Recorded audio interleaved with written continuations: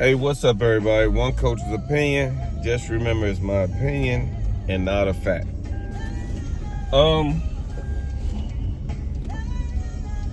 What is going on with Ryan Garcia? Well, in my opinion, Ryan Garcia is no different from any other child superstar. He's given control of his life a little bit too early. His money problems probably answered a little bit too early, and doesn't really know how to hang with it. You know what I'm saying? He's drinking. He's real young. Drinking. He say he does marijuana. But here's the thing. There are athletes that do the same things that he does, but not right before you fight, and announce it right before you fight, and tell the world about it right before you fight, and then you had your parents in the crowd trying to justify it. Yeah, well, he's admitting it. Well, that doesn't have anything to do with him doing it. It's kind of like, you're the reason with the way he is now. If his parents don't realize it, whatever's happened to him is what you created. You created the morals and values in this kid, and now you're kind of trying to justify his actions like everybody does it. No, there are a lot of people. There are a lot of people that work for Metro. There are a lot of people that work for places that have to be piss tests that might not do it or know how to get away with doing it. But you're not getting away with doing it because you're posting pictures of you doing it. Right there, that says that something's going on in this kid's mind. And here's the thing that bothers me. If you're still talking about putting this fight on, just imagine something seriously happens to Ryan in the ring. All these signs ahead of time, Golden Boy be finished with the lawsuits that went on. You let a guy who wasn't psychologically fit to enter the ring with the world champion that could possibly do him harm. You better hope that, I don't think he's going to win the fight anyway, but you better hope that he doesn't get injured or anything happens during this fight in which you could have prevented. I understand, you don't put a lot into your golden goose, and Canelo's gone, and you got to have somebody that can generate a lot of money, but this kid is a ticking time bomb.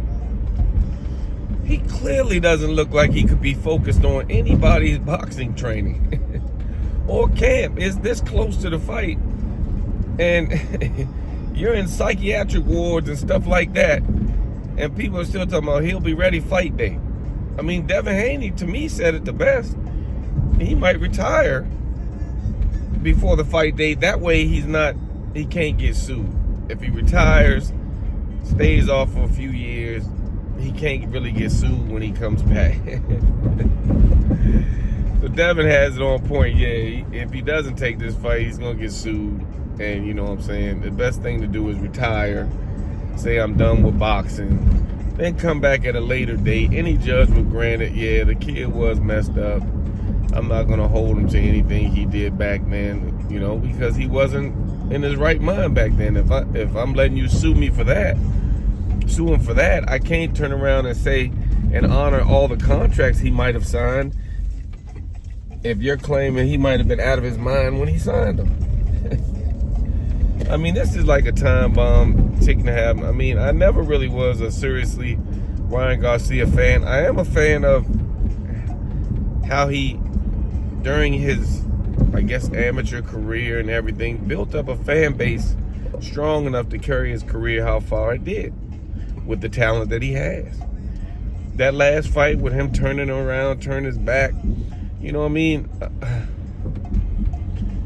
Derrick James, man, take my hat off to him. He's saying less is possible, but sometimes saying less means more. This kid really isn't ready for the type of fight you're about to put him in.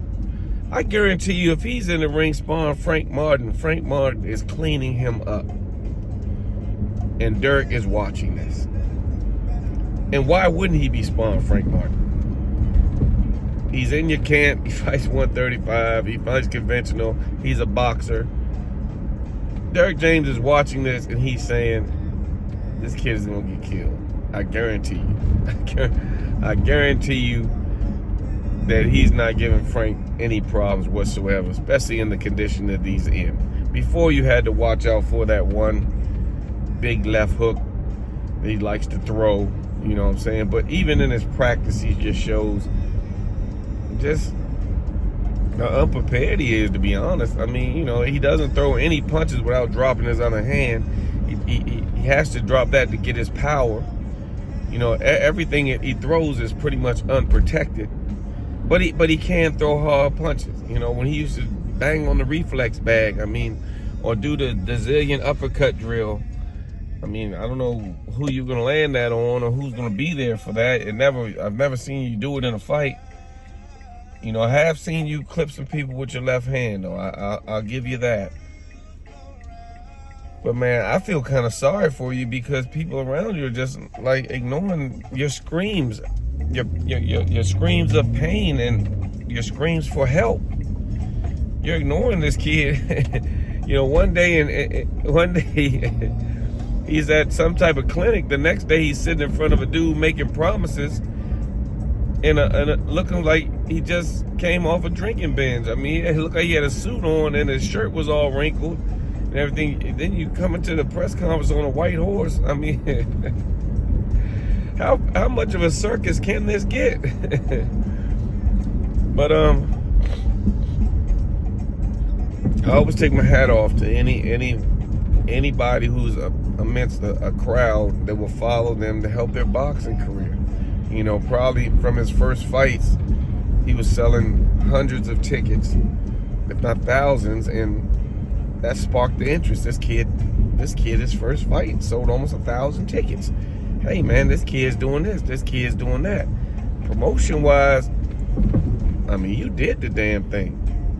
You got a fan base, but now this is what happens sometimes. Your fan base and your social media presence outgrows your skill level. Now you're stuck with the world thinking that you're something that you're not, and you got to prove it. And everybody knows that once the shine goes away from a diamond, I mean, you just kind of got a regular stone. You know what I'm saying? If it ain't shine, you got to keep them diamonds shine. Otherwise, it's like, why did you buy diamonds if you couldn't take care of it? You know, it's going to be something to see if the fight takes place. If I had to bet, I would bet that the fight's not going to take place. There's too many things going on that will make somebody feel uncomfortable with even honoring this fight. So I don't think it's going to happen. I could be wrong. Very well, like I said, it's my opinion. Everything could go great. But I do feel Devin is going to clean him up and mop the floor with this kid. You know, y'all fought in the amateurs. See, in the amateurs, people don't realize you don't exactly need, I wouldn't say you don't need defense, but you're fighting with a headgear and bigger gloves than you would fight a pro. I'm not even talking about, you might say, well, I was an amateur, I fought in 10-ounce gloves. You know, I'm just fighting 8 or now I fight in 10s, but an amateur 10-ounce glove and a pro 10-ounce glove look totally different and feel totally different, especially depending on the brand. Maybe a Title Pro glove might feel like an amateur pro glove. I mean, an amateur glove, 10-ounce. But the gloves are different. So in the amateurs, you're allowed to take 2 or 3 punches to get in the inside because you have the headgear helping you. You boom, boom, boom, except for, you know, elite. But it's still a different glove in the pros. You're not going to find any amateurs using Coletto Reyes amateur glove. They don't make an amateur glove. They make a puncher's glove. We make this punch glove so you knock people out with this. So, I mean, I don't know. It's really getting very questionable about what's going on with this kid. And, you know, I'm not going to be like, I hope and pray. I mean, you know, I just hope he's all right for any fighter. I hope any fighter going to this sport is mentally and physically okay. I'm a fight boxing fan. I'm a fan of the sport of boxing. So if you're in it and you're at a certain level, you know, I'm going to give you your certain respect. the respect you've earned to get it. So, you know, I give him his respect on where he's gotten to, but now you have to maintain a certain level of obedience to yourself. You don't have to listen to everybody. You can listen to yourself and see that you're squandering away a career which could be, you know, nursed into something big. It's kind of, you know, it's kind of weird on his part, but I mean, what can you say? You give a kid that much money. If Ryan Garcia, now I'm not counting checks, but if Ryan Garcia said, if I made over $100 million at his age, I mean, what do you really expect? What do you expect? I mean, if you can't find nothing better to do with your money than ride in on a white horse, and the sad part, you didn't ride in. You took a pony ride on a white horse. If you would have rolled in like, yeah, you know, and everybody be like, damn, look at Ryan. Look at Ryan, rolled in, jumped off the horse, and be like, yeah, what's up, Devin? You know, the world would have went crazy. I would have went crazy. But it was clearly you don't know how to ride a horse. Or they were saying, not sure if you can control this horse, because I want this dude to walk this horse in like you're on a pony ride. He basically came in on a kid's pony ride